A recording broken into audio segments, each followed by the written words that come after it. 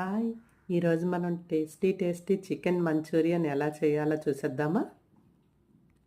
Boneless చికెన్‌ని తీసుకొని చిన్న చిన్న పీసెస్‌గా ఇలా కట్ చేసుకోండి.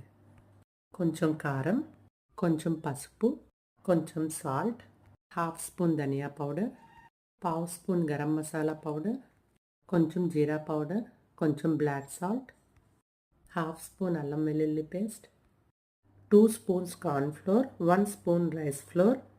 ఇవన్నీ ముక్కకు పట్టేటట్లు బాగా కలుపుకోవాలి. అవసరం అనిపిస్తే కొంచెం వాటర్ వేసి కలుపుకోండి. చూడండి, ఇలా కలుపుకున్న తర్వాత దీన్ని మూత పెట్టేసి ఒక 1 అవర్ పక్కన పెట్టుకుందాం.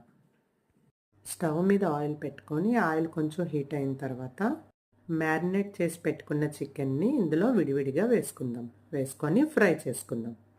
చూడండి, ఇలా అన్నీ ఫ్రై అయిన తర్వాత మనం తీసి పక్కన పెట్టుకుందాం. చికెన్ అయితే రెడీ అయిపోయిందండి.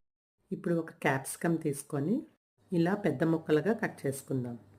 ఇప్పుడు ఒక ఆనియన్ తీసుకొని దీన్ని కూడా ఇలా పెద్ద పెద్ద ముక్కలుగా కట్ చేసుకుందాం. ఇలా లేయర్స్గా తీసేసి ముక్కలుగా పెట్టుకుందాం. క్యాప్సికమ్, ఆనియన్ అయితే రెడీ అయిపోయాయి. ఇప్పుడు స్టవ్ మీద ఒక పెనం పెట్టుకొని 2 స్పూన్స్ ఆయిల్ వేసుకోండి. కట్ చేసుకున్న జింజర్ పీసెస్, కట్ చేసుకున్న గార్లిక్ పీసెస్ వేసి కొంచెం బాగా ఫ్రై చేసుకోవాలి. ఇలా ఫ్రై అయిన తర్వాత ఇందులో కట్ చేసుకున్న క్యాప్సికమ్, ఆనియన్స్ వేసుకోవాలి. క్యాప్సికమ్, ఆనియన్స్ ఒక 2 మినిట్స్ ఫ్రై అయిన తర్వాత 2 spoons red chilli sauce, 2 spoons tomato sauce, 1 spoon soya sauce, కొంచెం అజినమోటో, హాఫ్ స్పూన్ కారం, కొంచెం పెప్పర్ పౌడర్ అన్నీ బాగా కలుపుకోవాలి. ఇప్పుడు ఇందులో 1 స్పూన్ వెనిగర్ వేసుకోండి. 1 స్పూన్ కార్న్ ఫ్లోర్ని కొంచెం వాటర్లో కలిపి ఆ వాటర్ని ఇందులో వేసుకోండి. గ్రేవీ కోసం కొంచెం వాటర్ యాడ్ చేసుకోండి. చూడండి, కొంచెం ఇలా గ్రేవీలా వచ్చిన తర్వాత మనం ఆల్రెడీ ఫ్రై చేసి పెట్టుకున్న చికెన్ని ఇందులో వేసేద్దాం. గ్రేవీ అంతా చికెన్కి పట్టేటట్లు 2 మినిట్స్ కలుపుకుందాం. లాస్ట్లో షెజ్వాన్ సాస్ 2 స్పూన్స్ వేసుకొని బాగా కలుపుకుందాం.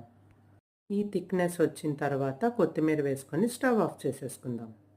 సర్వింగ్ ప్లేట్లోకి తీసేసుకొని దాని మీద కొంచెం నువ్వులు చల్లుకోండి. ఇది టేస్ట్ కోసం మాత్రమే.